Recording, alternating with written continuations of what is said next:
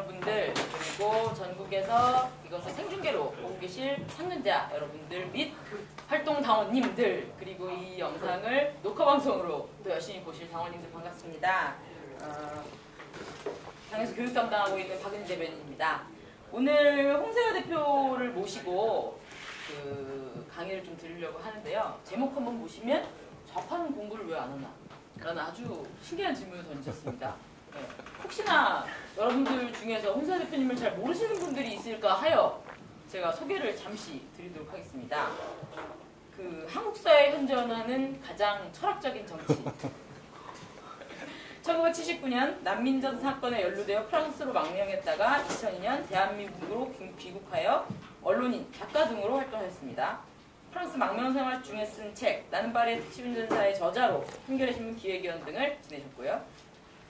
2011년 11월 당원으로만 있던 진보신당 4기 당대표로 출마해 유력한 지지를 받고, 유력한 지지가 아니죠, 압도적인 지지를 받고 당선되셨고요. 지난 19대 총선에서는 압승번을 극구 반대하다 비례대표 2번으로 출마해 낙선하셨습니다. 당대표에 출마한 이후에는 결정적 시기에 당원들에게 눈물 없이 읽을 수 없는 감동의 글을 남겨서 탈당을 결심한 당원들의 마음을 잡거나 당직에 출마하게끔 하는 아주 대단한 재주를 갖고 계신 분입니다. 우리 박수로 홍세화 대표님 모셔보도록 하겠습니다. 네, 참 좀 쑥스럽긴 하지만 굉장히 반갑습니다. 네, 이 당사 옮기고 나서 이런 자리는 처음인 것 같은데 같이 저도 공부하는 자세로 이 얘기를 나눠보죠. 한 시간 정도면 될 것 같아요. 바쁘신데 또 당직 하시는데 별 내용도 없는 걸로 또 시간을 할 적에 하면 안 되니까. 이 주제가 좀 도발적이죠. 좌파라기보다는 한국의 진보라고 하는 진보 세력에 속한 분들이 공부를 좀 안 한다, 공부 안 하는 그런 경향, 그리고 또 공부 안 해도 된다. 그리고 특히 한국의 진보의 특징 중에 하나는 난 진보야 그러면 진보가 되는 이러한 어떤 성숙이라든지 자기 단련이라든지 뭐 이러한 자기 성찰이라든지 특히 자본주의 사회와 관련된 그런 자신의 정체성과 관련해서의 어떤 역사적인 그런 내용을 품고 있는 진보성하고는 거리가 먼 그런 것이 훨씬 더 강한 그런 분위기인 것 같아요. 아무튼 제가 오늘 말씀드릴 것은 소위 한국 사회 구성원들의 진보적 의식은 과연 어떤 경로를 통하여 그것이 형성이 되는지를 우리의 제도와 특히 습속과 관련해서 한번 짚어봤으면 하는 것입니다. 이거는 이제 제가 볼 때 이제 뭐 여러분도 잘 아시는 칼 막스가 20대 중반이죠. 도이치 이데올로기에서 제기한 한 사회를 지배하는 이념은 지배계급의 이념이다 라는 말을 지금 오늘 우리 시대에 비춰서 본다면 우리 사회를 지배하는 세력은 결국 이 자본을 장악하고 있는 것뿐만 아니라 자본을 통하여 이제 국가를 관리, 통제하고 있고 그와 함께 놓쳐선 안 될 것이 있다고 봅니다. 그것은 곧 우리 사회를 지배하는 생각과 욕망을 지배하고 있다는 것이죠. 우리 사회를 지배하는 생각과 욕망을 지배하고 있다. 따라서 이 얘기는 곧 우리가 이 사유하는 주체로서 사유하는, 특히 이제 비판적 사유의 주체가 되지 않을 때에 나 또한 결국 이 사회를 지배하는 생각과 욕망에 지배당할 수밖에 없는, 곧 지배 세력이 요구하는 생각과 욕망을 갖고 있을 수밖에 없는 나의 사회 경제적 정체성이나 또는 계급적 정체성과 무관하게 지배세력이 요구하는 그런 생각과 욕망으로 무장하고 그럴 수밖에 없는 이런 현실인데 그런 속에서 이 비판적 사유의 주체는 어떻게 가능하고 그리고 그것이 갖는 또 한계는 또 무엇인지 그것이 곧 이제 제가 볼 때는 한국의 진보 세력들이 좀 줄여서 얘기하면 진보적 의식 또는 역사 의식, 또 비판적 사회 비판적 의식의 형성은 거의 다 이제 특별한 계기를 필요로 하게 되는데 그 비판적 사유를 시작하게 되는 어떤 계기, 그게 이제 거의 다 이 선배를 잘못 만나는 그런 계기를 통하여 이루어지죠. 근데 그것이 어떤 그림, 어떤 구되고, 그리고 그 선배는 구체적으로 어떤 역할을 하는 것이고, 또, 그리고 이제 그것이 대개 이제 20살 안팎 정도에서 그런 계기가 일어나는데, 이것이 제가 볼 때는 좀 늦는, 그리고 감수성이 확장되는 10대 중반이나 이럴 때 20살 안팎에 시작되는 이런 데서 오는 한계도 있는 것 같아요. 그것은 곧 사회와 자기 생각을 사회의 그 현상들과 끊임없이 이렇게 조우하면서 자기 생각을 단련시키고 수정하고 이런 과정을 10대에는 그런 과정을 갖기 쉬운데 20대가 넘으면 그 자기 생각을 수정하는 것 자체를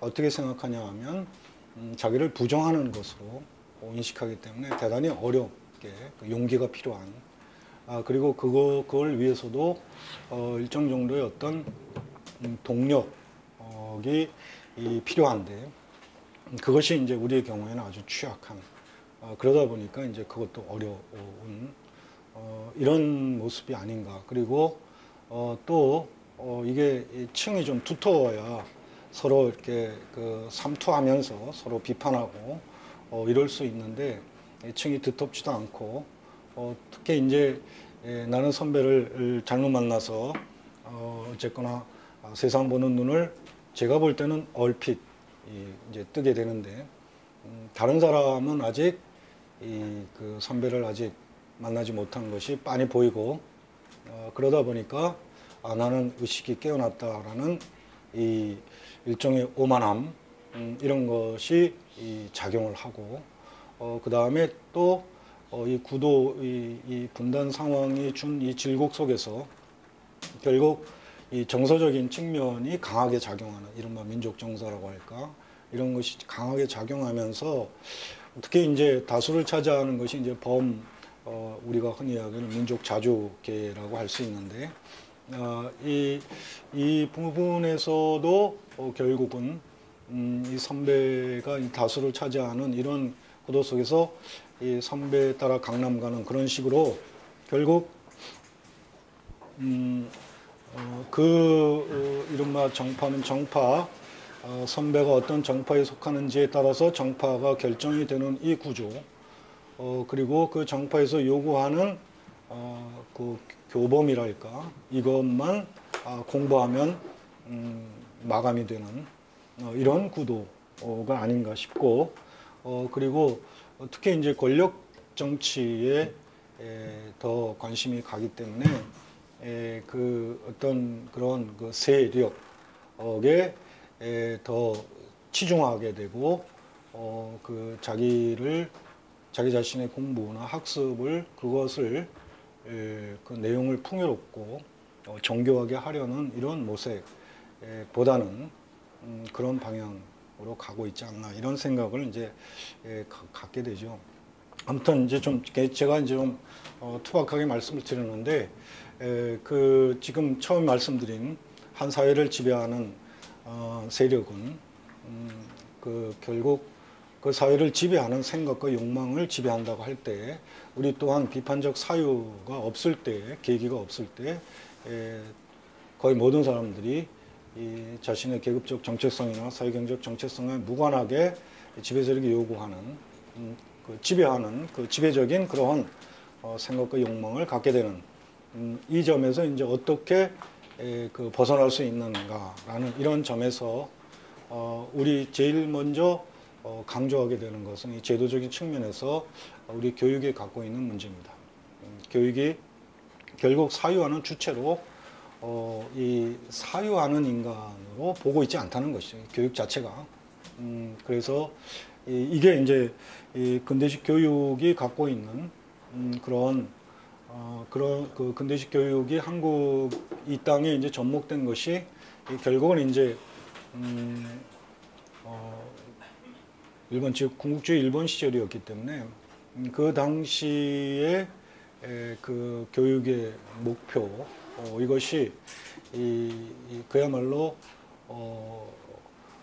지배세력에 대한 자발적 복종을 내면화하는 몸과 의식 공히, 몸과 정신 공히 이 지배세력에 자발적으로 복종하는 그러한 그런 것이 그 교육의 목표였기 때문에 이런 데서 이 근대식 교육이 접목되었던 이 문제에 대해서 제대로 짚어내지 못하고 있는 이런 부분이 저는 강하게 있다고 저는 생각을 합니다.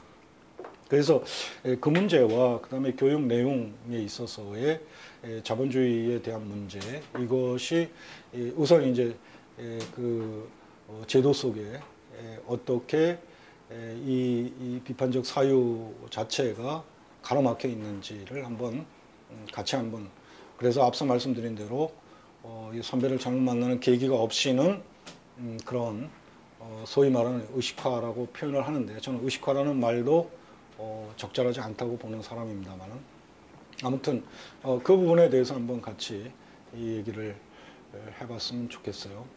사람이 어떻게 생각을 형성하는가와 관련해서 특히 이제 우리 이런 얘기를 할 수 있을 것 같습니다. 제가 좀 적어볼게요. 뭐 적을 거 없나?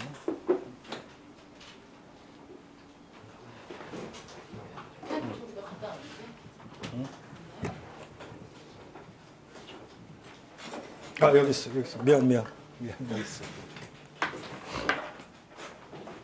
자 이제 그런 걸 한번 생각해 봅시다. 이제 사람이 이 생각하는 존재인데 생각을 갖고 태어나지 않는다고 할 때 생각이 어떻게 형성되나라는 것을 둘로 나누어서 한번 봅시다. 그러니까 결국 지금 우리가 얘기하고자 하는 이런 그 비판적 사유라는 그런 것을 이 하나의 그 중심에 놓고 봤을 때 그것이 이 사회 환경 속에서 당연히 이제 지배 세력에 의하여 정초될 수밖에 없는 그런 속에서 흡수하고 주입받는 그런 의식과 그런 것이 있을 수 있고 주체적인 그런 이 비판적 사유에 의하여 그것이 형성될 수 있는 이 둘로 나누어 볼 수 있으리라고 봅니다.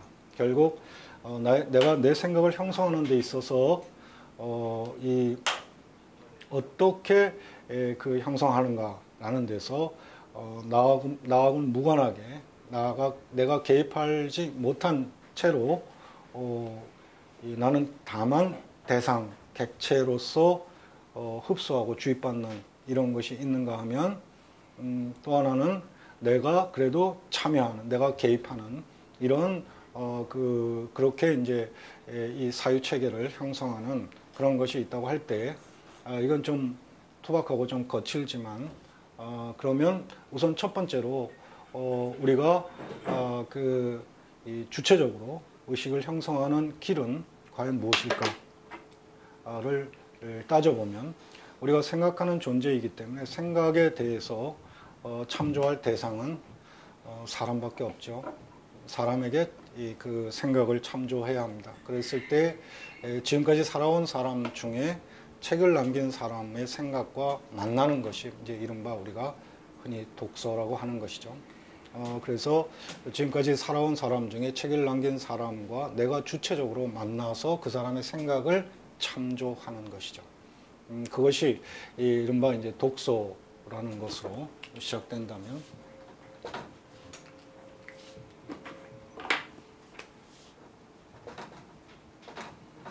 그 다음에 이제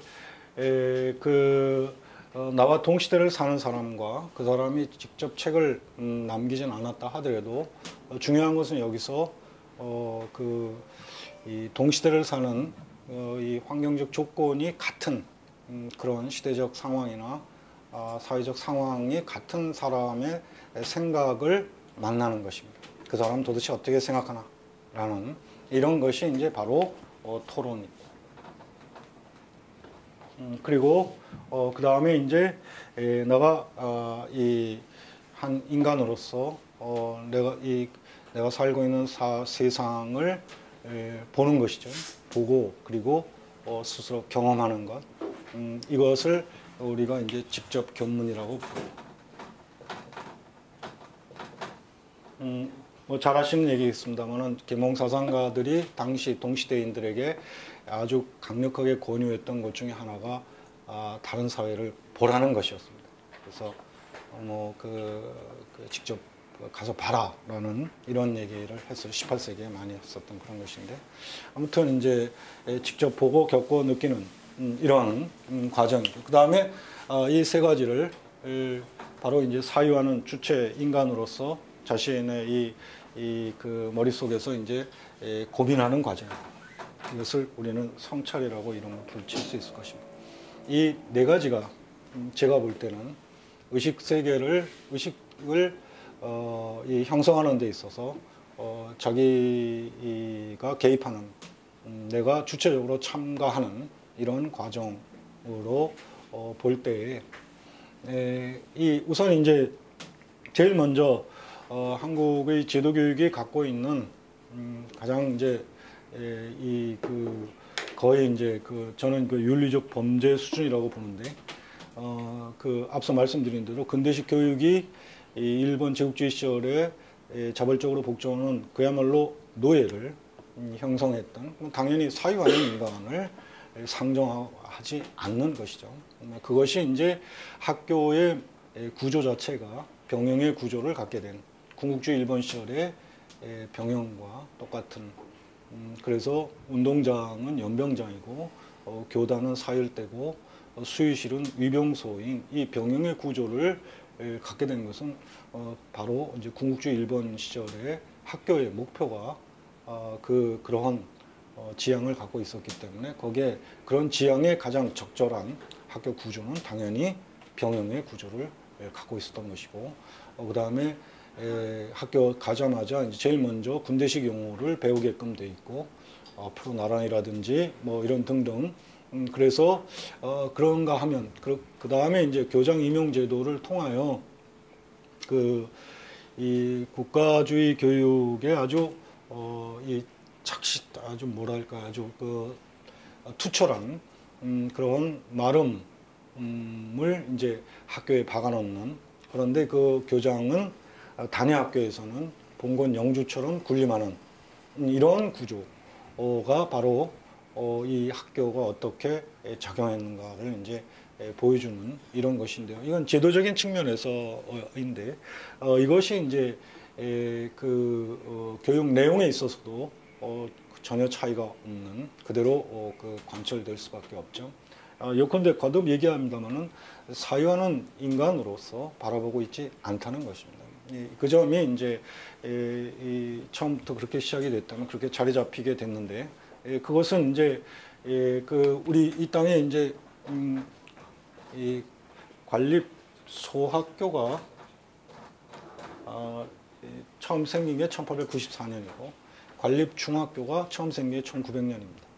이 얘기는 거의 이제 구한말 망하기 직전의 상황이었고 그래서 우리가 근대식 학교로 그냥 내면화 시키고 있는 그것은 35년 일본 강점기 동안의 틀을 잡은 이런 것이 그대로 자리 잡히게 된 것이죠. 여기서 이제 핵심적인 것은 획기적인 것은 두말할 것도 없이 이제 이 분단 상황이고 그래서 이 민주공화국이 서게 되는데 뭐 잘 아시는 바와 같이 1948년 그런데 민주공화국이 섰으면 그러면 민주공화국의 주체를 형성하는 학교여야 되는 것이죠. 민주공화국의 주체를 민주공화국의 구성원을 형성하는 이것이 이제 그 공립학교의 그 교육의 공공성 또는 뭐 공교육의 가장 핵심적인 소명이 1차적인 소명이 민주공화국의 주체를 형성하는 것입니다. 근데 이것 역시 너무나 잘 아시는 바와 같이 분단 상황과 특히 일제 부역 세력을 청산하지 못한 이러한 것에 의하여 민주공화국의 주체를 형성하는 것이 아니라 여전히 일본 제국주의 시절이나 마찬가지로 지배체제, 지배 세력에 대한 자발적 복종을 관철시키는 이러한 것으로 그대로 남게 됩니다. 여기서 이제 교육 내용에서 어떤 것을 우리가 확인할 수 있냐 하면 사유하는 주체도 여전히 이 사유하는 인간으로 바라보고 있지 않다는 것이죠. 그래서 이 제일 중요한 것이 이게 없다는 것입니다. 독서와 토론이 학교에서 그것이 이제 여러분 많이 아시는 바와 같이 이 주입식 암기 교육으로 자리 잡히게 됩니다. 특히 인문사회과학이 주입식 암기 교육으로 자리 잡혀서 그래서 인간과 사회에 대한 공부 그것이 인문사회과학인데 그런 그 인간과 사회에 관해서 사유하는 사고력과 그 다음에 논리력과 그리고 감수성과 이런 것을 갖게 하고 그리고 그것을 평가하려면 필수적으로 있어야 되는 것이 글쓰기입니다. 글쓰기가 각자에게 자기의 생각을 고민하고 세상과 인간에 대해서 이런 현상들에 대해서 고민하고 자기 생각을 어쨌든 해보는 과정이 그리고 정리하는 과정이 글쓰기인데 글쓰기를 거의 하지 않습니다. 하지 않게 되는 것이 그것이 결국 그 글쓰기를 통하여 평가받으려면 평가할 때 글을 잘 써야 되고 그 내용을 잘 파악해야 되고 그러려면 해야 되는 것이 독서와 토론이죠. 책을 읽어야 되고 토론도 해야 되고 이런데 그게 아니라 암기로 뭐 역사 그러면 암기 과목 뭐 이렇게 알고 있는 이런 상황에서 이 책을 읽을 이유도 없고 책을 읽는 시간은 그것은 시간을 빼앗기는 그런 것이고 이런 것으로 되어서 이 독서와 토론이 활발하게 이루어져야 되는 특히 중고등학교 시절에 그 거의 이제 암기 기계로 문제풀이 기계화되는 그렇게 되면서 이 사물과 현상을 보는 눈을 뜰 이 사유하는 인간으로서 자리매김될 수조차 아예 없는 이런 과정을 겪게 됩니다. 그리고 이제 또 하나의 문제는 이 분단 상황과 뭐 당연히 이제 연계된 것이겠습니다만은 자본주의 사회에 살고 있는 우리들이 과연 이 사회 시간에 이것은 이제 제가 제 두 아이가 공부하는 것하고 다 이제 이렇게 비교하면서 견주어 보면서 느낀 것 중에 하나인데 그래도 유럽에서는 또 뭐 프랑스의 제 두 아이를 보면 중고등학교 교육 과정에서 뭐 심지어는 초등학교에서도 자본주의 사회에 대한 나름대로의 대면할 수 있는 그런 눈을 갖게끔 하는 이것은 오히려 어떤 면에서 당연한 왜냐하면 이 사회라는 교과목이 있지 않습니까? 이 초등학교 공교육이 시작되는 초등학교에 들어가면 모든 나라가 네 과목을 그 중요 과목으로 시작을 하죠. 뭐 잘 아시는 바와 같이 그 나라 말인 국어, 그 다음에 숫자를 알아야 되니까 수학, 그 다음에 사회적 동물이니까 사회, 그리고 자연 현상에 대해서 인식해야 되니 그래서 이제 과학 이렇게 그래서 국어, 수학, 사회, 과학 이 네 가지 과목이 어느 나라나 똑같이 공교육이 시작되면 중점적으로 공부하기 시작되고 그 다음에 중학교가 되면 이것이 분화 일어나게 되는데 그렇다면 논리적으로 봤을 때 사회적 동물로서 주체화, 사유하는 주체로 길러낸다라고 한다면 당연히 이 사회 시간에 우리가 살고 있는 사회가 자본주의이기 때문에 자본주의에 대한 공부가 당연히 담겨 있을 수밖에 없는 것이죠. 그래서 이를테면 자본주의 역사 또 노동운동의 역사라든지 노동시간이 예컨대 19세기 초에 몇 시간이었다라든지 뭐 예컨대 16시간이었다가 이제 그것이 14시간으로 줄고 뭐 이런 과정들 그래서 8시간 노동제가 어떻게 됐고 그 다음에 비정규직 당연히 비정규직이었는데 어떻게 정규직을 획득했고 뭐 이런 이런 것들이 그래도 중고등학교 교육과정에서 담겨 있는데요. 뭐 몇 가지 예만 든다면 제 두 아이가 고2 중3 때 사회시간에 모인 노사 협의를 했습니다. 그것도 한 차례도 아니고 여러 차례에 걸쳐서 입장을 바꿔가면서 그러니까 사용자가 되기도 하고 노조 대표가 되기도 하고 이런 방식으로 모의 노사 협의를 하기도 하고 그 다음에 이제 고등학교 2학년 때 같은 경우에는 글쓰기의 주제가 있었는데 노동조합이 민주주의 발전에 미치는 영향에 대해서 써라. 이 고등학교 2학년 때에 나온 것이었습니다. 아무튼 이런 그런 내용들이 있기 때문인지 어쨌든 제 딸아이는 고1 때 이제 자기의 정치적 지향을 밝혔는데 고1 때 자기는 사민주의자다 그랬습니다. 그 다음에 3살 터울이었는데 밑에 아이가 이제 그 누나가 고1 때 이 한국 나이로 중학교 1학년인데 무슨 말인지 모르던 이 아이가 중3 나이가 됐을 때 누나를 빤히 쳐다보고 누나는 개량주의구나. 나는 사회주의자야.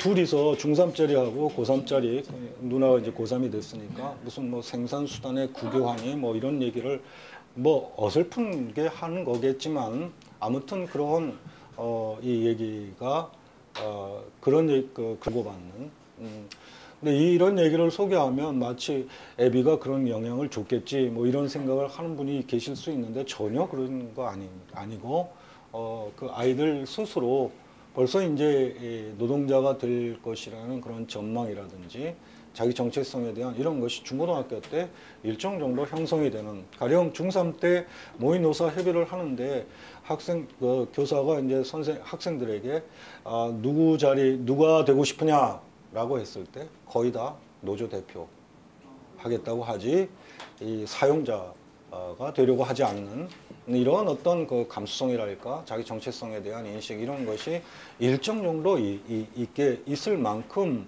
그만큼 이 자본주의 사회라는 것에 대해서 사회 시간이니까 당연히 논리적으로 봤을 때도 자본주의에 대한 너무나 당연한 아주 그 중요한 기본적인 공부는 있어야 하는 것인데 그런데 이제 우리의 경우에는 그것이 거의 비어있는 이런 문제가 되죠.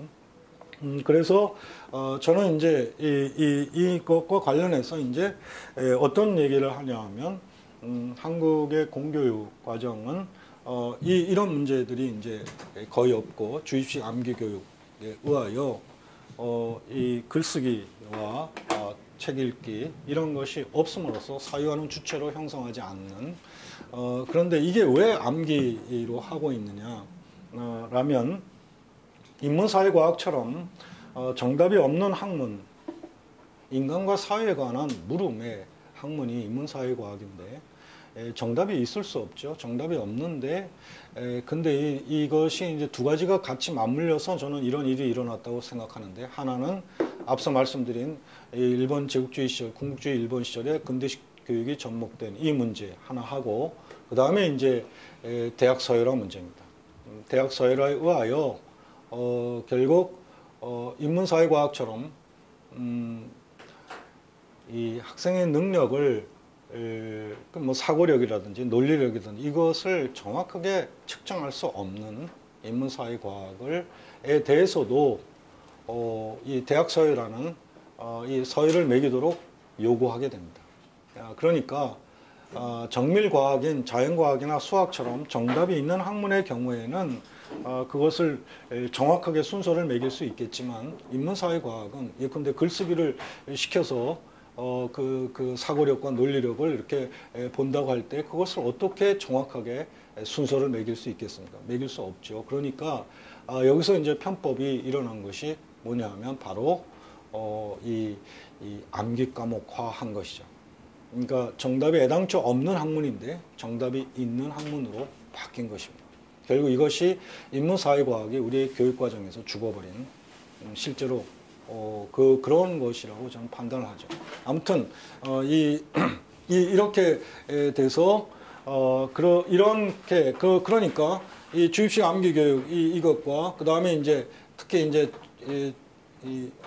우리의 욕망을 이제 지배하는 것은 이제 대중매체인데 이 주입식 암기와 문제풀이로 중점적으로 되는 이 공교육과 대중매체를 통하여 형성되는 의식세계가 그 조합에 머물게 된다는 것입니다.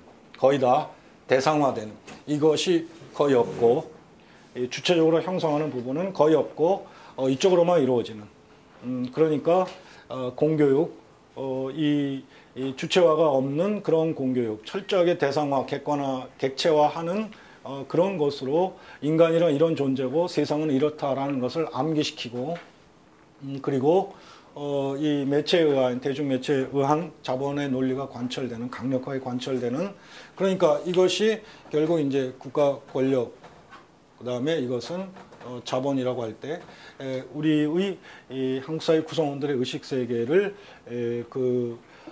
형성하는 데 있어서 어떻게 이제 지배 세력의 이념이 관철되는지 우리 모두에게 관철되는 그런 그림이 이제 이루어지는데 다른 사회 같으면 이 주입식 암기 교육만이 아니라 앞서 말씀드린 대로 그런 방식이 아니고 글쓰기나 이런 걸 토론이나 이런 걸 통하여 이 과정이 있기 때문에 그래도 일정 정도 균형을 이룰 수 있을 때 우리의 경우에는 거의 이 부분은 없고 이쪽만 남는 이쪽으로만 형성되는 이러한 상황이죠. 그러다가 제 경우도 마찬가지입니다만 저도 똑같이 이제 선배를 잘못 만난 경우인데요. 저는 이제 대학 1학년 때 우리 나이로 이제 딱 20살이죠. 20살 때 이제 선배를 잘못 만났습니다. 그것도 아주 정말 너무 뭐랄까 아주 뭐라고 하나 된통 잘못 만났어요. 그래갖고 그 계기가 이제 어떠한 것이냐 하면 그 선배가 이제 저한테 일종의 말하자면 토론을 제기한 것이고 현대사에 대한 문제였는데 그리고 이제 당연히 책을 읽게끔 하게 되죠. 근데 이것이 이제 그 당시로 보면 이를테면 뭐 사상계라든지 또 뭐 라이트 밀즈의 뭐 리슨 량키라든지 뭐 이런 책들 그 다음에 주로 이제 한국 현대사와 관련된 책들 분단과 전쟁 뭐 이런 것에 연결되기 때문에 저도 당연히 뭐 70년대 일이긴 합니다만은 소위 민족 자주계로 시작이 되는 것이죠. 네, 이런 문제. 그래서 이쪽으로 이제 가게 되는 이런 것인데 제가 앞서 말씀드린 대로 너무 늦게 제가 볼 때는 너무 늦게 되고 그리고 또 그런 계기를 갖게 되고 그리고 이 앞서 말씀드린 대로 좀 일찍 그런 계기가 있을 때면 이 세상과 끊임없이 이렇게 대화하면서 자기 생각을 이렇게 정교히 할 계기가 있는데 그렇지 못한 경우가 그렇지 못한 것이라는 생각이 들고 특히 이제 한국의 진보적 의식은 거의 다 제가 볼 때는 성숙의 과정을 겪는 게 아니고 거의 다 반전의 기회를 통하여 형성된다는 것입니다. 성숙의 과정을 통하여 이것이 단련되고 이런 것이 아니라 반전, 뒤집어서 그때까지 형성한 생각에 이것이 이제 굉장히 거친 반전이죠. 이를테면 이제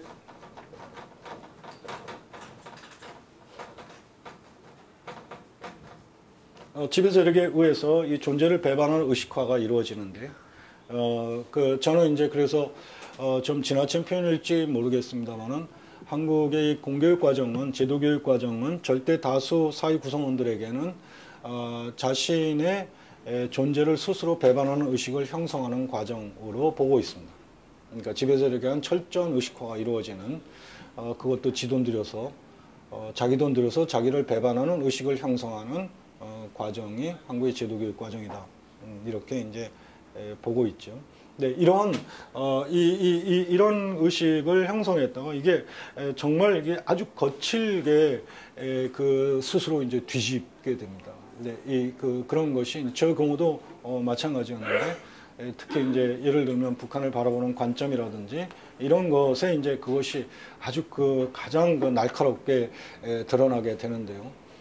북한을 바라보는 관점에 있어서 당연히 이제 북한 체제에 대해서 비판적일 수밖에 없는 그런 의식을 형성하는 것까지는 이 부분은 이것과는 좀 다른 것입니다. 이것은 뭐 주로 이제 노동자의 정체성 이런 것입니다만은 민족적 정체성으로 봤을 때도 그런 점에서도 북한에 대해서 비판적 안목을 갖고 있다가 이 현대사를 공부하게 되면서 어떤 것을 이제 확인하게 되냐 하면 그래도 북한이 이 대미 관계에 있어서의 종속성이나 이런 데에서 남한과는 다르다. 그리고 특히 일제 부역 세력을 나름대로 청산했다. 이런 점에 눈을 뜨게 되면서 북한 체제에 매료되는 경향을 갖습니다.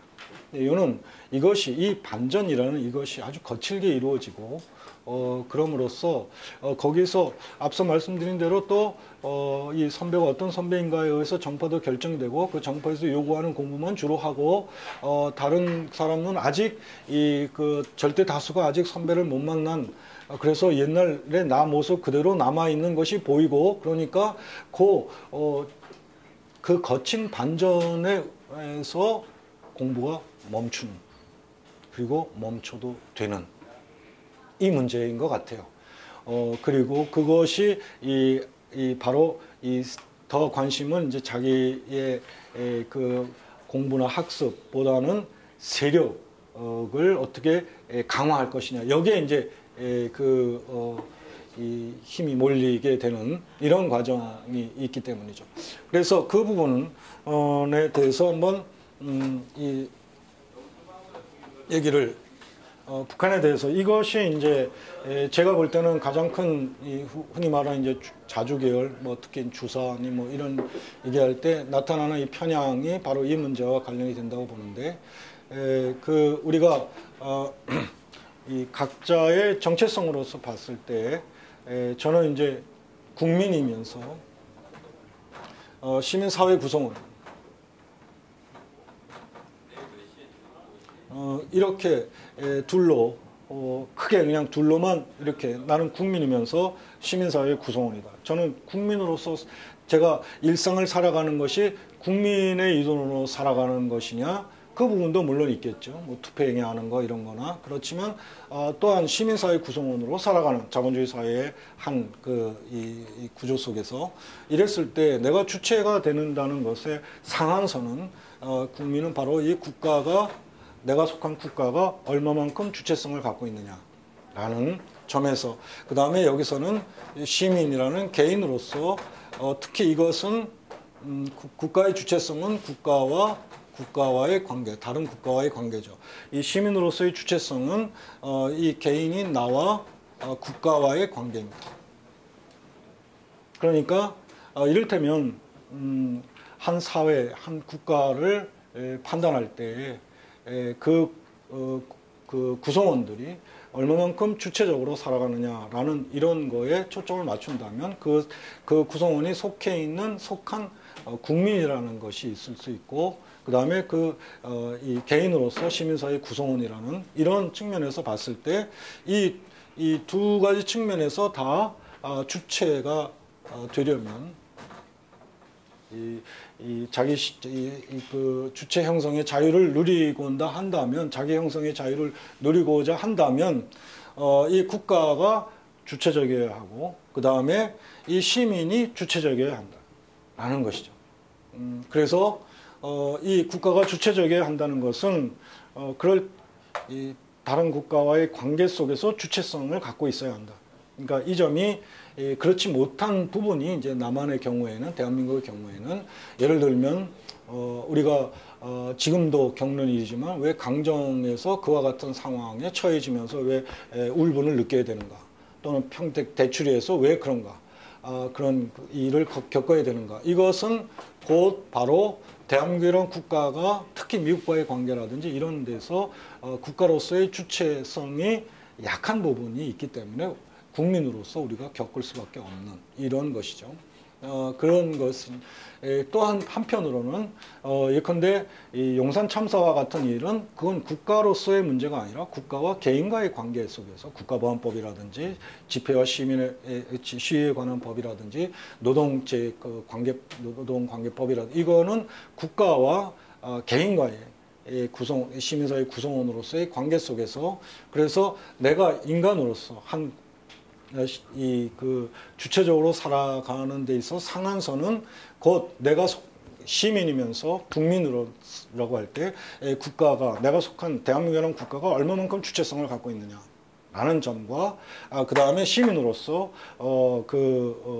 이 국가와의 대한민국이라는 국가 이 법체계와 속에서 국가보안법이나 이런 거에 대해서 내가 또 얼마만큼 억압받고 있는가 이런 문제들이 다 있는 것이죠. 이 점에서 이제 좀 그걸 좀 이해하기 위해서 예컨대 프랑스 같은 경우를 이렇게 보면 프랑스 국민들이 과연 프랑스라는 국가가 어느 나라와 과연 어떤 그 관계 속에서 주체성에서 취약할까 별로 그런 걸 느끼지 않는다는 것이죠. 그들은 그 다음에 프랑스 시민 개인으로서도 프랑스 국가와 시민과의 개인과의 관계 속에서 이 억압을 물론 아주 없다고 할 수 없지만 거의 느끼지 않는 이런 것이 결국 그 사람들로 하여금 이 주체적 이 형성의 자유를 자기 형성의 자유를 그래도 누릴 수 있는 그런 것이 열려 있는 이렇게 얘기할 수 있을 것입니다.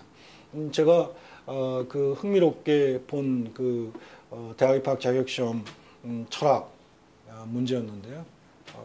그 문제 중에 하나가 이런 게 있었어요. 국가는 개인의 적이냐. 그걸 고3 그 학생들에게 제시한 국가는 개인의 적인가? 예, 적인가? 저는 깜짝 놀라는 게 이 국가보안법에 걸릴 거 아니에요. 이렇게 이제 국가도 이제 대상화해서 그걸 바라보게끔 하는 이러한 것이 이제 철학 문제에 나왔었는데요. 아무튼 그런 측면에서 봤을 때 제가 판단할 때 이런 구도 속에서 남과 북을 이렇게 보면 이게 얼마나 이게 이 반전이 뒤집기라는 것이 얼마나 낮은 수준에 머무는가라는 것을 확인할 수 있는데 북한에 대해서 체제에 대해서 매료되는 것에는 바로 이 부분이겠죠. 국가로서의 대한민국이 갖고 있는 대미 관계의 종속성이나 이런 거에 가슴 아픈 울분을 갖고 있던 차에 북한이 갖고 있는 그러한 것에 이제 매료되는 것 충분히 이해할 수 있죠. 충분히 이해할 수 있는데 문제는 거기서 멈춘다는 거죠. 거기서 멈추고 좀 더 나아가야 되는데 그것은 이제 제가 말하자면 이 시민으로서의 주체성이라는 이 측면이죠.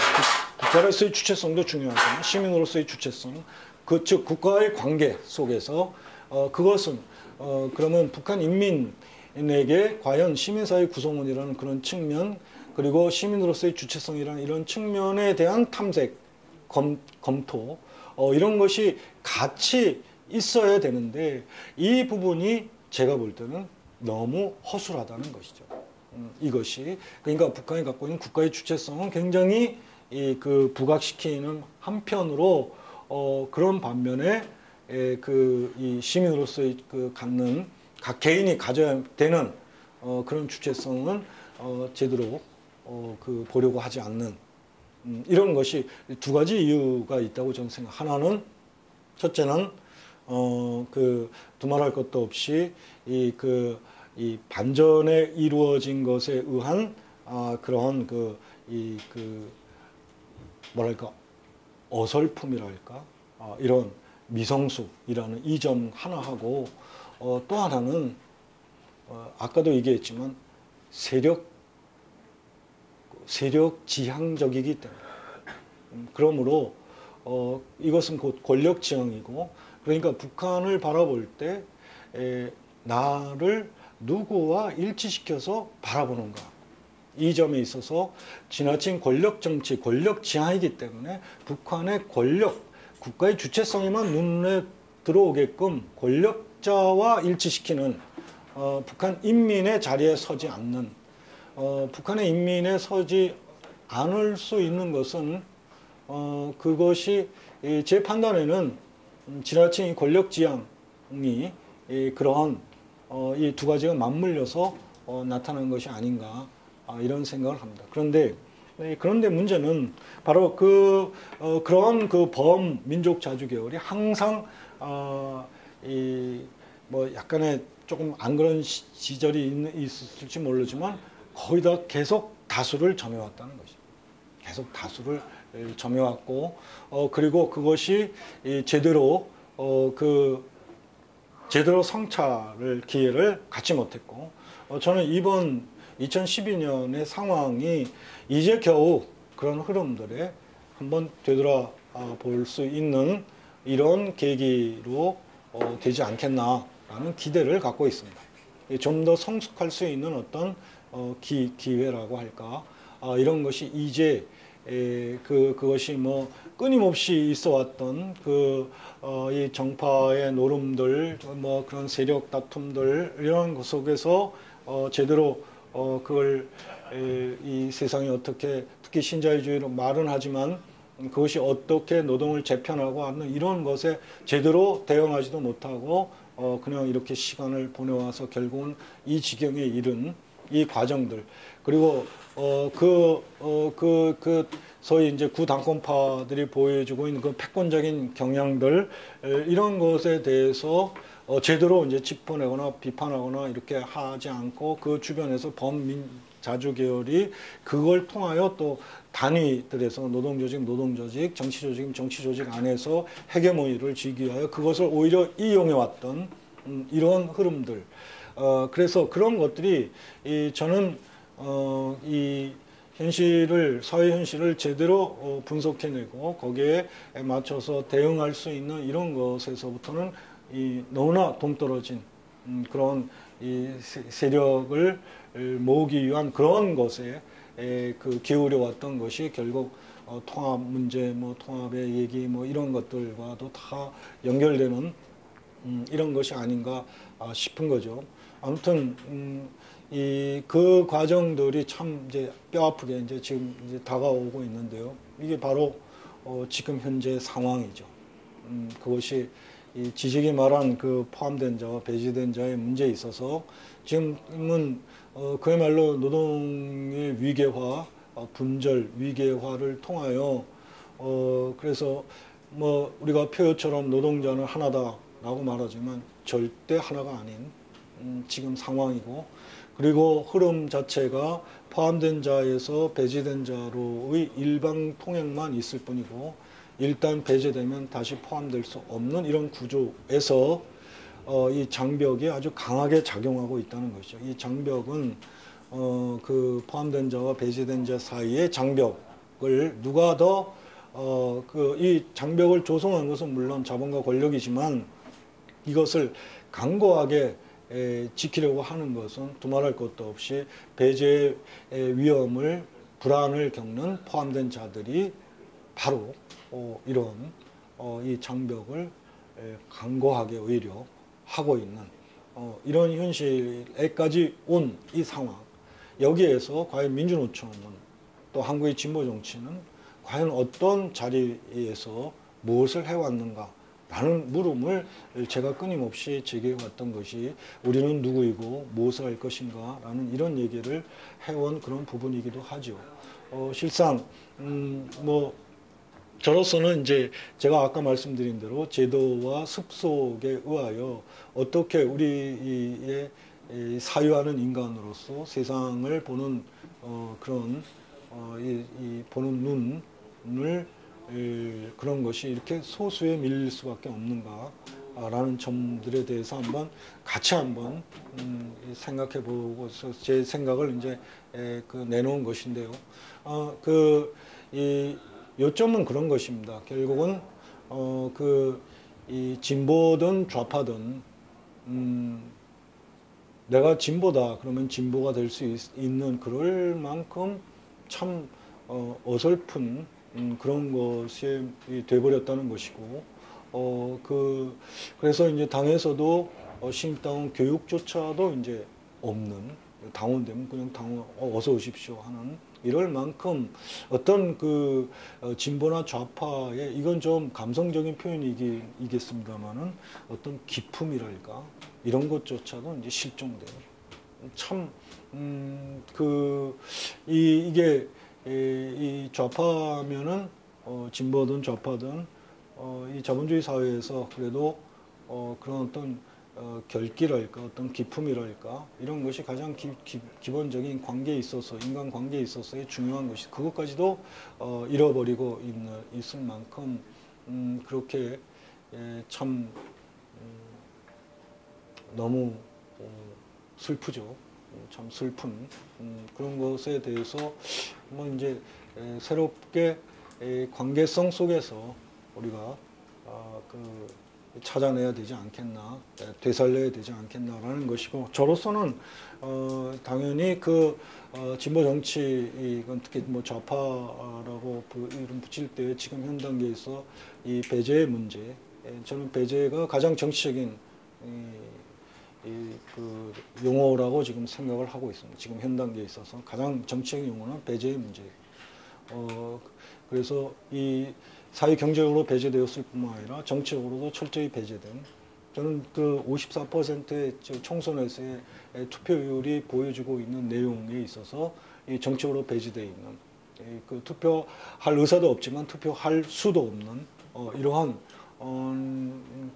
그 지점들에 우리가 계속 아까도 말씀드렸다시피 이 주류 이 세력에 주로 이 권력 정치 이런 것에 초점을 맞춰왔고 그렇기 때문에 노동 조직이든 뭐 진보 정치든 그래서 그것을 놔버려 온 이런 것이 결국 미성숙이라는 이런 표현으로 한마디로 할 수 있는 것은 아니겠습니다만 공부도 안 하고 안 해도 되고 이런 것과 무관하지 않고 결국 그것이 결국 한국 사회를 지배하고 있는 물신주의의 이런 이 소위 물신화의 은연중에 조금씩 가랑비에 옷 젖듯이 이른바 진보 좌파 세력들 또는 노동 진영도까지도 거기에 젖어 들어간 이런 부분들에 대한 그런 것을 한번 되돌아봐야 될 시점이고 그것이 바로 이 주체 형성이라는 측면에서 대단히 어려운 과제이고 그렇지만 가야 할 길이 바로 이 배제된 자들의 연대를 우리가 부르고 있습니다만은 그 주체 형성을 어떻게 할 것이냐 이것이 제 판단에 제 생각에는 그런 길로 가야 된다 이런 것이 뭐 제가 계속 주장해왔던 그런 부분이기도 합니다. 제가 좀 이 준비도 좀 미약하고 그리고 워낙 이게 말도 잘 못하는 편이고 근데 아무튼 이 사람이 생각하는 존재인데 생각을 어떻게 형성하는가 라는 이런 것과 관련해서 특히 사람이 이제 스피노자의 말처럼 생각을 한 번 형성하면 고집하는 존재인데 이게 좀 나이가 많지 않았을 때에 그래도 이 의식 형성에 좀 이렇게 흔들림이 있어야 되는데 막스가 얘기했듯이 굳어진 상황에서 이제 이렇게 반전되는 이런 것이 가장 큰 어떤 그건 뭐 측정 계량되는 것은 아니겠습니다만은 그런 생각을 하게 되고 그래서 제가 가장 관심을 갖는 게 역시 교육 문제이죠. 교육 문제를 통하여 이것이 좀 주체 형성의 길이 특히 존재를 배반하는 의식이라는 이런 문제. 그래서 저는 의식화라는 우리 운동권에서 사용하는 의식화라는 말이 갖고 있는 그 위험성을 좀 지적하곤 하는데요. 왜냐하면 의식화라는 말을 씀으로써 그게 이제 제 표현식으로 얘기하면 선배를 잘못 만나서 그런 계기를 이루어지는데 그 얘기 의식화라는 말을 쓰는 것은 제 판단에는 두 가지 문제점이 있다고 봐요. 하나는 지배 세력에 의해서 철저하게 이루어지는 의식화를 사상시키고 있다는 것입니다. 우리는 절대로 존재가 의식을 규정하는 그런 존재로 남아있지 않습니다. 그런 의식을 갖고 있지 않죠. 그 철학 명자가 말하는 너무나 일찍부터 이 철두철미하게 이루어지는 그런 의식화, 지배 세력의 의식화를 내면화하고 있는 그런 것에 대해서 우리가 운동권에서 쓰는 의식화를 통하여 마치 사람들이 아무 의식이 없거나 중립적이거나 객관적이거나 이렇게 보게끔 만든 것이 운동권이 얘기하는 의식화라는 말일 수 있다는 것입니다. 전혀 그렇지 않다는 거죠. 제일 먼저 말하고 싶은 거는 지배 세력에 의한 이 철두철미한 의식화에 대해서 그것의 핵심은 두말할 것도 없이 존재를 배반하는 의식화라는 것이죠. 그래서 우리가 얘기하는 의식화는 그것은 그러한 지배 세력에 의한 철저하게 이루어진 의식화에 나 역시 포함되어 있다는 것에 대한 이 자기 인식 정도에 지나지 않는다라는 것입니다. 근데 마치 의식화라는 말을 써서 이 진보적 의식을 형성했거나 비판적 의식을 갖고 있거나라는 이런 착각을 집단적 착각을 갖게 한 말이 의식화라는 것이 아닐까라는 생각을 하게 되죠. 그래서 아까도 말씀드렸다시피 이게 반전을 통하여 이 의식화라는 것이 이제 일어난 아까 뭐 북한의 예를 들었습니다만은 뭐 예를 들어서 노동 문제에 대해서 반전이 이루어졌다. 그래 노동 문제에 대해서는 뭐 진보적인 생각을 갖고 있는지 몰라도 그 부분만 뒤집었기 때문에 예컨대 성소수자 문제라든지 양성평등 문제라든지 이런 것에서는 또 이 기존에 갖고 있던 의식을 그대로 고집하는 이런 모습도 보인다든지 그래서 이게 그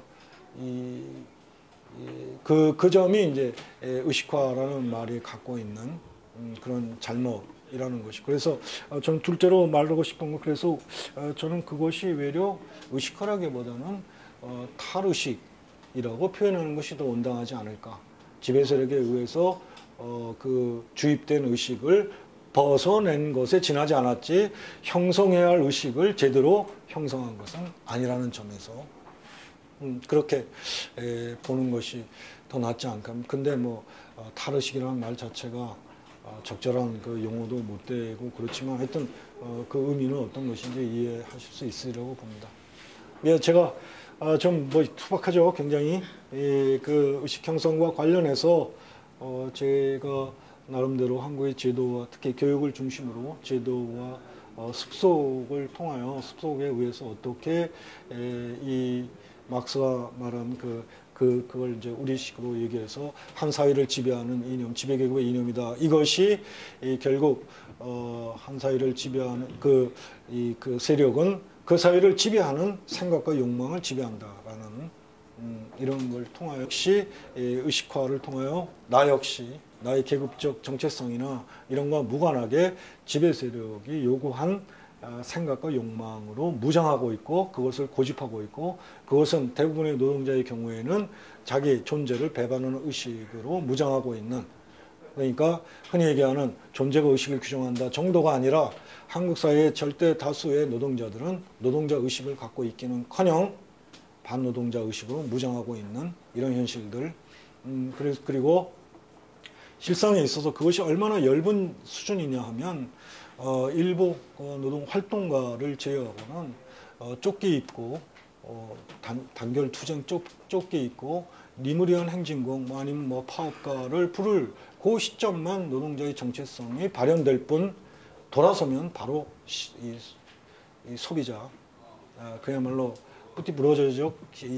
뿌띠적 소비자로 되돌아가는 이런 것이 이제 절대 다수의 모습이 아닌가라는 생각을 하게 되죠. 그러니까 아주 지극히 일부만 노동자의 그 정체성과 관련된 일상성을 확보하고 있다면 아주 잘못 만난 일부 중에서도 그런 사람은 일부에 지나지 않고 또 다수는 일상성은 한국 사회를 지배하고 있는 물신주의 가치관과 맞물려서 돌아가면 바로 다시 이 그 뿌띠적 소시민으로 이 그 소비자로 돌아가는 이것이 이 지금 노동 정치에 있어서 그 대기업 중심의 민주노총의 이 지반 자체가 그 이 약할 수밖에 없는 이런 구조하고도 결국 우리가 만나고 있다고 저는 생각을 하죠. 네, 뭐 이런저런 얘기를 했네요. 뭐, 네, 그 뭐 그냥 뭐 자유롭게 마치죠. 뭐 여기서 대충. 마시고요. 그 당대표 되시고 나서 가장 편안한 모습을 보는 것 같지 않습니까? 아 그래요? 네, 가장 편안한 모습을 보고 계신 것 같고 여기 일부러 강연들로 오신 강원분들도 계시고 김용훈 분도 오셨습니다. 충주에서 왔습니다. 아 예 고맙습니다. 아 그 저 이 질문하실 거 많으실 것 같아요. 질문하시죠. 뭐 그냥 편하게 하시죠. 주로 언론이나 NLPD니 뭐 인천연합이니 이런 말들을 다 알게 돼버렸잖아요. 그래서 제가 하루는 이제 그 생방송 중에 이제 질문을 받았는데 그럼 진보 진영에 이런 NL 분들이 얼마나 정말 많죠. 저희는 한 10%는 될까요? 뭐 이제 이렇게 이제 대답을 했는데 이제 그 앵커가 그 이유를 물어보더라고요. 왜 그런 겁니까? 도대체 왜 북을 이렇게 좋아하는 사상이 이렇게 그 진보 진영 다수를 이루고 있는 겁니까? 이제 그럼 뭐지? 왜 그렇지? 그러다가 이제 그냥 이제 순발력 있게 그냥 대답한 거는 그 사상의 역사가 워낙 길고 이제 일제시대부터 일제강점기부터 쭉 이어져 온 민족주의 하에서 와서 그렇다. 뭐 이 정도로 이제 대답을 했는데 이후에는 조금 달라져야 될 거고 사실 우리가 어떻게 하느냐도 되게 중요할 문제인 것 같은데요. 좀 대표님 그거와 관련해서 어떻게 생각하시는지. 우선 이제 이 다수를 아까도 얘기했지만 이 범민족 자주 계열이 소위 우리가 NL이라고 얘기하는 이게 다수를 차지할 수밖에 없는 구조는 분단 상황이죠. 당연히. 민족 정서가 작용할 수밖에 없고 그리고 저도 선배 잘 만나서 이제 이 길로 들어선 첫 번째 길도 당연히 아주 골수 70년대 NL 아닙니까? 저 민족해방 좀 난민전이죠. 남조선 민족해방 전선 그렇잖아요. 그죠? 그렇게 이제 뭐 대학도 아마 그렇게 지금야 많이 이제 거의 없어졌다고 하지만 80년대, 90년대 상황이 그렇지 않습니까? 그게 그런데 이제 요는 이제 제가 거듭 오늘 말씀드린 바와 같이 거기서 멈춘다는 이것인데요. 그렇다고 지금 북한에 대해서 그렇게 추종하고 하는 것이 과연 범민족자주의 다수냐? 저는 그렇게는 보지 않아요. 저는 그렇게는 보지 않고 그건 일부에 지나지 않는데 그 세력의 힘을 이 범민족 자주계들이 이 진보 정치의 그 단위에서든 헤게모니를 획득하기 위한 것에 특히 이제 흔히 얘기하는 이제 PD와의 경쟁이나 이용해 왔던 부분이 있는 거죠. 그런 것으로 판단해야 되지 않을까 싶고 그리고 지금 이 사태에서 이 소위 이제 그 구당권파가 한편으로 느낌도 저는 있다고 저는 생각해요. 자기들의 그 수적인 힘이랄까 이런 것을 활용해서 이 노동조직이나 이런 데서 계속 이 말은 좀 심할지 몰라도 권력을 잡기 위해서 같이 어울려져 왔던 이런 것을 이제 완전히 이제 그것은 뭐 여러 가지 뭐 참여도 있을 거고 이렇게 했습니다만은 아무튼 그렇습니다. 그래서 외려 저는 트윗에 한번 그런 글을 날린 적이 있었는데 그 구당권파가 막무가내라는 점에서 단순한 편이 있다면 그렇지 않은 쪽은 좀 복잡한 편이다. 뭐 이렇게 이제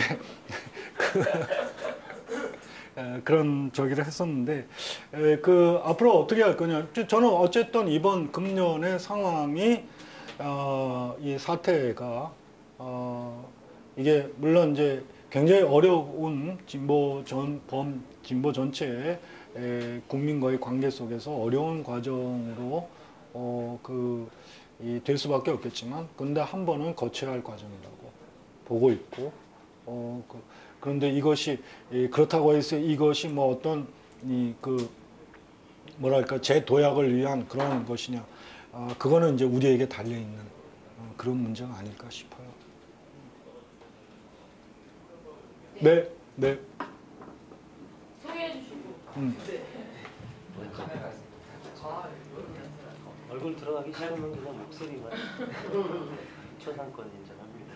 네, 지금 세수도 제대로 안 하고 달려왔는데 그 여쭤보고 싶은 게 그 대학 사실 주제는 자판은 왜 공부를 안 하는가였긴 하지만 전반적으로 어쨌든 주체적으로 사유하는 인간에 대해서 처음에 전반적인 얘기를 하셨잖아요. 그래서 좀 이제 포괄적으로 이제 좀 대학 편준화에 대해서 좀 여쭤보고 싶은 게 있어요. 그러니까 저도 요즘 고민되는 게 사실 아까 말씀하신 것처럼 독서, 토론, 직접 경험 이 세 가지가 다 상호작용을 해야지 이제 사유하는 인간은 성장할 수 있는데 사실 제가 봤을 때 독서를 안 하진 않거든요. 근데 사유하는 독서를 안 하기 때문에 그러니까 독서는 뭐 토익이 되었든 뭐 어떤 자기계발에 관련된 어떤 독서는 굉장히 많이 한다고 생각하는데 되게 인문학적인 기반을 가지고 있는 독서를 하지 않는다고 생각을 하는데 근데 제가 요즘 우려하고 있는 게 저도 요즘 막 사는 데가 대치동이다 보니까 더더욱이나 이런 핵심에 살고 있다 보니 좀 관심을 많이 가지게 돼서 이렇게 지켜보니까 소위 말하는 상위 1%, 이렇게 상징적이긴 하지만 소위 말하는 상위 1% 학생들이 오히려 아까 말씀하신 것처럼 대중매체하고 이런 자발적 국정을 강요하는 공교육에 의해서 이제 사유하지 않는 인간들이 되잖아요. 근데 소위 말하는 대치동에 살고 있는 그 상위 1% 학생들은 오히려 되게 진보적인 이론을 많이 배워요. 그러니까 저기서 사용하는 교재가 어떤 거냐면 뭐 좀 대중적이긴 하지만 뭐 장하준이 말하지 않는 23가지나 뭐 저스티스나 또 심지어 홍 선생님이 쓰신 생각의 좌표나 나는 파일의 택시 운전사 같은 걸 하거든요. 텍스트로. 그걸 논술 텍스트로 써요. 근데 문제는 사실은 뭐 급진적인 이론서 같은 경우는 결국 어떤 번역의 논리잖아요. 근데 정작 그런 이론서들이 어떻게 되냐면 외국 학생들이나 이런 상위 1% 학생들이 보고 논술을 더 서울대 잘 가는 방법으로 활용을 하고 있거든요. 어떤 경쟁의 논리를 활용을 하고 있어가지고 아까 말씀하신 것처럼 이걸 깨려면은 결국은 대학 평준화가 돼야 되고 생각을 하는데 저도 이제 어디 이게 칼럼 쓰신 거 보니까 이제 국공립대학 통합교수 뭐 이런 것들을 보긴 했는데 제가 상이 좀 안 잡히는 게 그러니까 어떤 완결 지점은 알겠거든요. 어떤 이제 프랑스나 뭐 서유럽처럼 어떤 이게 평준화돼서 대학 자격 입학 시험으로 가는 것. 근데 그 전에 뭔가 뭐라고 해야 될까? 교육 과정도 그렇고 어떤 그러니까 이행 과정이라고 해야 될까요? 그게 바로 이렇게 국공합 태형 네트워크로 바로 이행되는 게 아니라 뭐라고 해야 되지? 이행 과정들이 있어야 될 것 같은데 거기에 대한 상들은 제가 이제 칼럼 같은 걸 읽어도 이렇게 딱 잡히는 게 없어서 그런 이제 대학 평준화로 가는 길이 어떤 로드맵이 있는지 좀 질문을 길게 돌아왔지만 그거 한번 여쭤보고 싶어서. 그거는 그 시민단체 뭐 지금은 이제 제가 눌러놨지만 우리 그 장혜옥 선생이 지금 같이 하고 있는 그 학벌없는 사회 거기에 그 사이트 한번 들어가 보시면 그 다양한 얘기들이 거기 다 있습니다. 그러니까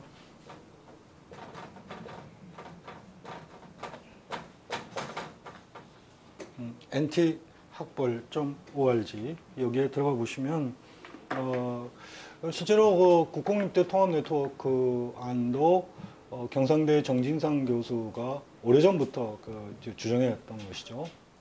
그게 지금 어쨌든 지금 민주통합당에서 일부 후보가 지금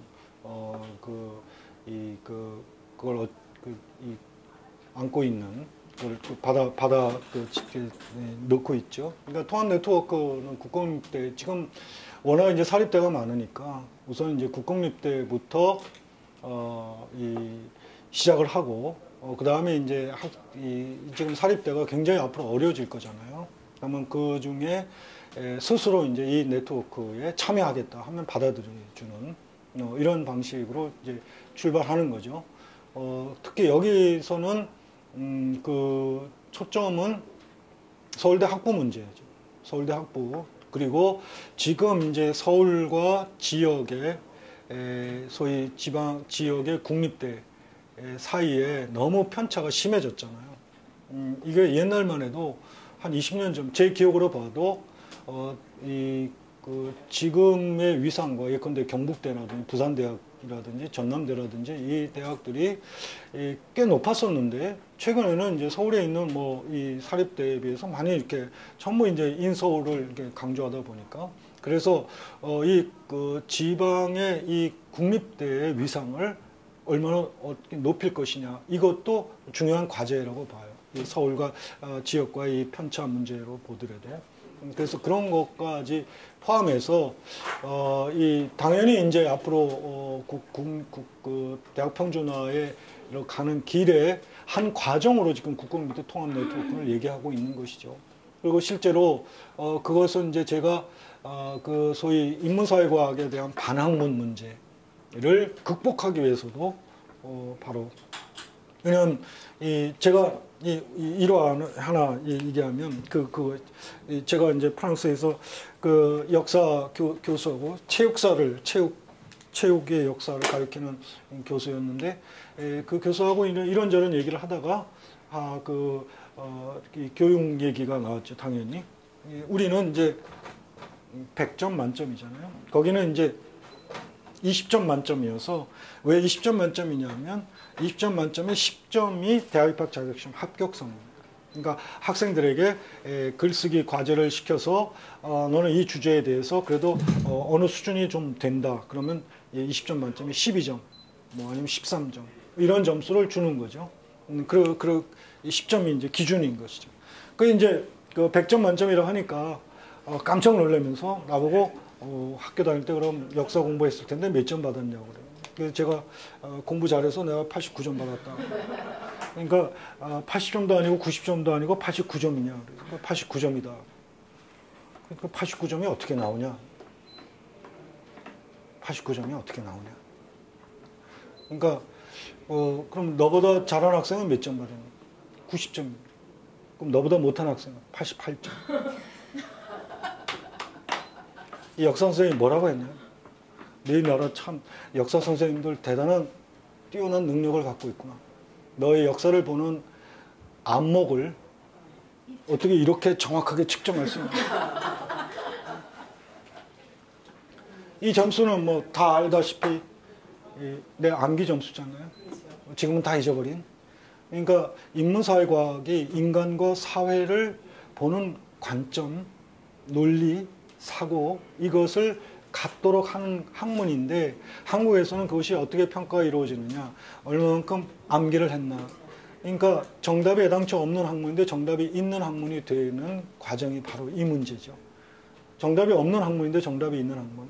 이를테면 그 중3 때 두 아이가 글쓰기 한 것 중에 뭐 여러 가지 글쓰기가 있지만 사형제도에 대해서 나는 이렇게 생각한다라는 글쓰기가 있었습니다. 사형제도에 대해서 자기 생각을 피력하는 거죠. 그러면 여기에 대해서 이제 점수를 또 이렇게 줍니다. 그러니까 교사가 생각하기에 당연히 사형제도는 폐지돼야 된다고 보는 교사인데 어떤 학생이 사형제도는 되살려야 한다. 거기 이제 없으니까 되살려야 된다. 다시 해야 한다라고 하면서 나름대로 논리가 좀 담겨 있다. 그러면 20점 만점에 12점을 줘. 그리고 교사와 똑같이 사형제도는 폐지된 채로 남겨둬야 된다라고 주장을 했으나 별로 논리가 없다. 그러면 20점 만점에 7점. 이게 교사의 재량에 있는 거죠. 그러니까 얼마만큼 논리가 담겨 있나. 이걸 보는 것입니다.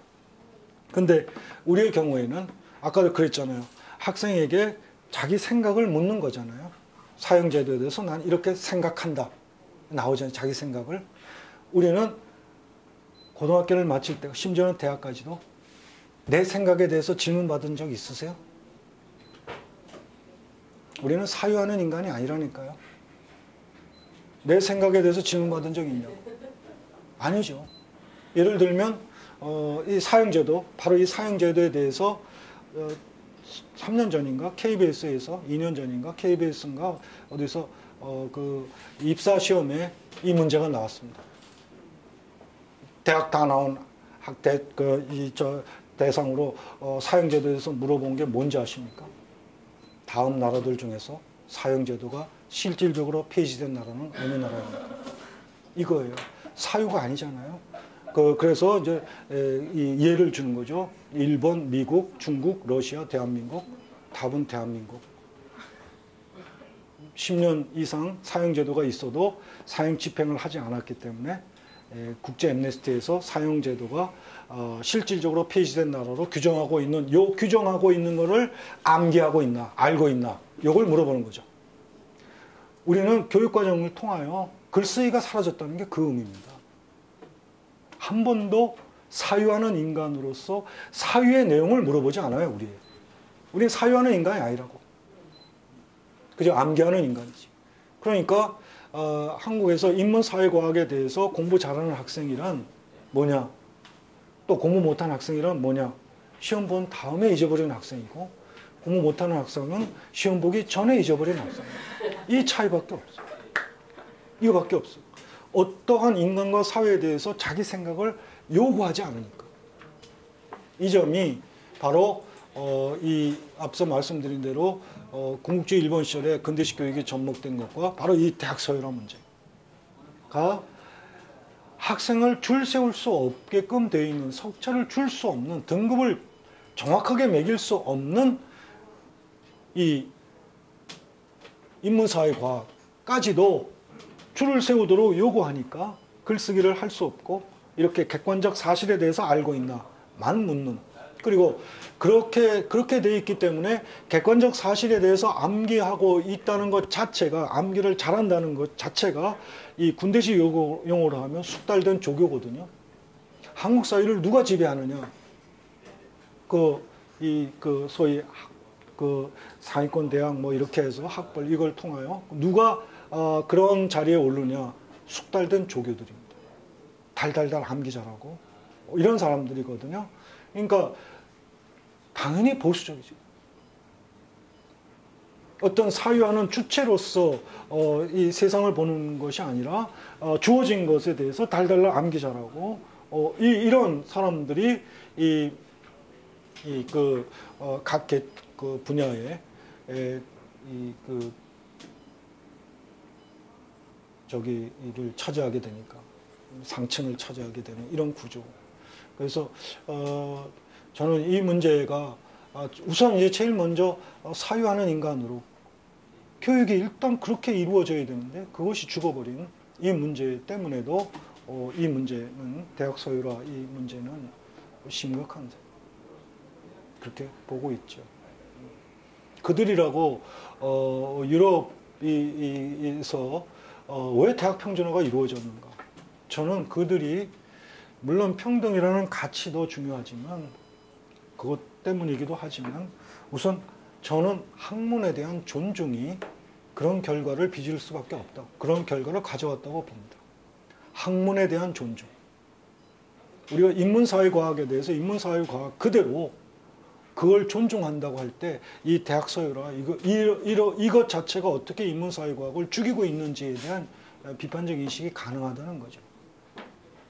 한 가지만 덧붙인다면 얘가 길어졌는데 그 역사 교수한테 제가 이런저런 현학적으로 이해측하 얘기하고 이런 얘기 하다가 제가 한마디 물어본 게 있어요. 우리 역사를 왜 공부해야 되냐? 그의 대답이 부끄러움을 알아야 하기 때문이다. 부끄러움을 알아야 하기 때문이다. 참 암기를 잘해서 잘하게 해서 부끄러움을 알아야 되기 때문에. 네. 예. 생각을 하시는 거라고 느낄 정도로 답변이 길으셔서 미안해요. 드려야 될지 모르겠습니다. 네, 짧게 할게요. 예. 아까 이제 그 NL 쪽이랑 공부하는데 사실 그 문제가 NL이라든가 그 민족주의 운동 하나 쪽에만 있느냐면 저는 그렇게 보진 않고 또 이제 좌파 운동 관점에서 상당히 하여튼 조그만 걸 하나 하다도 자기 정체성에 맞고 이것이 바로 우리가 하는 무엇이다라고 포장하는데 너무 집착하는 게 아닌가.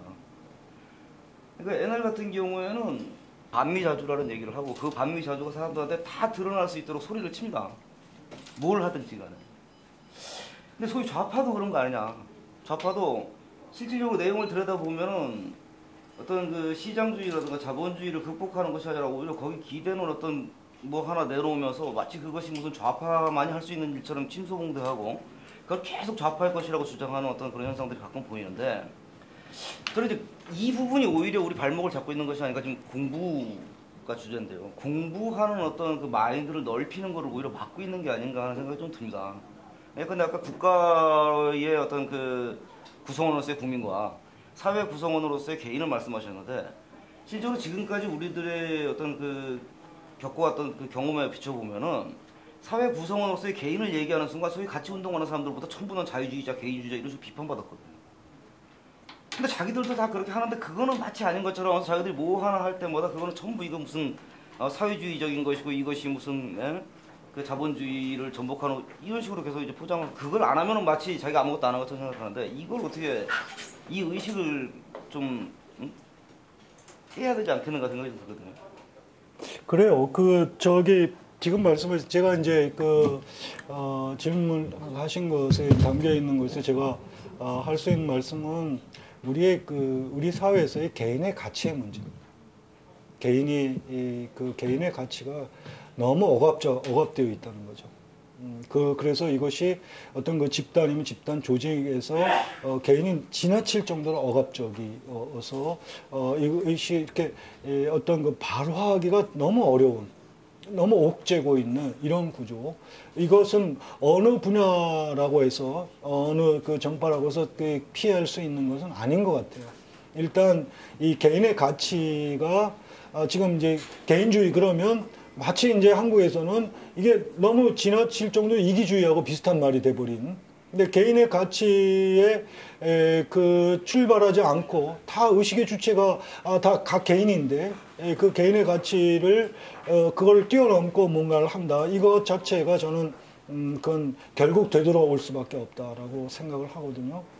그 부분이 우리가 이를테면 부조혁명이라는 것에 대해서 어떻게 평가를 하든 그 과정 속에서 이 개인의 가치에 대해서 주목할 수 있던 기간이 우리에게는 비어 있었던 이 부분은 뭐 그것이 NL이건 뭐 이쪽이건 아니면 보수건 뭐 다 그 틀에서 크게 자유롭지 못하지 않을까 이런 생각이 듭니다.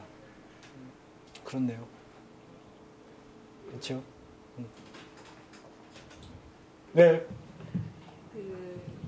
홍세아 대표님 좌파는 왜 공부를 안 했느냐는 이제 주제로 교육을 하고 있다 이렇게 이제 페이스북에 그 단계정에 있습니다. 이제 뭐 대부분의 나라에서 영리하고 똑똑한 좌파는 집권을 못하고 멍청한 좌파들이 집권 기간이 더 긴데 이거는 어떻게 해석해야 되냐. 사실 이거의 연장선상에서 비슷한 질문들인 것 같은데요. 좌파들 공부 그만했으면 많이 한 거 아니냐. 이제 실무력을 키워야 될 때가 아니냐. 좌파는 공부는 많이 하는 것 같은데 술도 많이 먹고 뭐 이렇게 이제 이런 반응들이 나오거든요. 그래서 그냥 세미나만 하는 좌파. 만약에 이제 이 영상을 이제 올라가면은 사람들이 보게 되면 그 대표님이 말씀하시는 그 공부라는 게 그냥 세미나하고 책 읽고 이제 술 마시러 가는 그런 공부가 아니라는 거는 이제 알게 이제 대강 감을 잡기는 하실 것 같은데요. 보시는 분들이. 근데 이제 활동가로서 저에게 남는 질문은 뭐냐면 이걸 보면서 남는 질문은 뭐냐면 정말 이제 사회 구조를 실질적으로 바꾸고 우리가 원하는 세상을 실질적으로 일궈 나가는 데 있어서 유능한 그런 이제 그 진보 정당이 될 수 있으려면 이제 지역에서 활동하는 활동 당원들이나 그리고 이제 당직자들처럼 이렇게 이제 활동가들이나 이런 사람들이 어떤 공부를 해야 되는가 이게 좀 사실 되게 그러니까 막막한. 제가 어디 자리에서 그런 표현을 한번 쓴 적이 있는데 좀 이 정치적이보다 너무 행정적이다라는 이런 느낌이 우리 당직자들에게서도 좀 행정적인 그런 능력도 중요하지만 좀 이렇게 열린 그런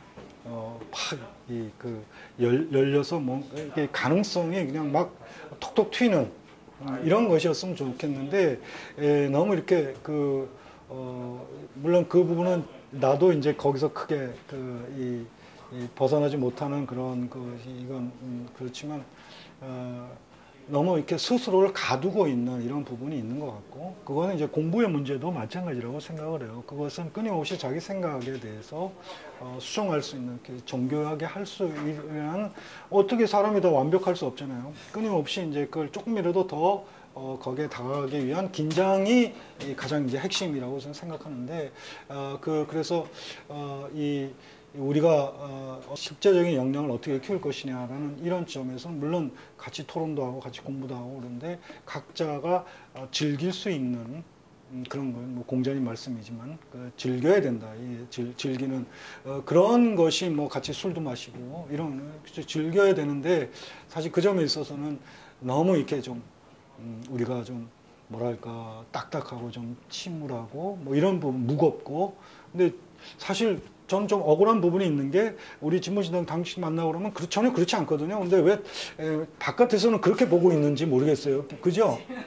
그렇죠. 맨날 무거운 얼굴로 뭐 이렇게 저거 하는 것처럼 이렇게 인식이 돼 있는데, 우리 진보신 절대 아닌데, 이거 시간이 좀 필요한 것 같아요. 그게. 그래서 그건 뭐 우리 후배, 우리 젊은 우리 당직자들에게 달려 있죠. 네, 대충 마치죠. 네, 시간 다 됐죠. 예, 그렇죠. 시간이 뭐 마지막 뭐 꼭 하셔야 돼요. 이 자리에서 네, 없죠. 네, 그래요. 고생하셨어요.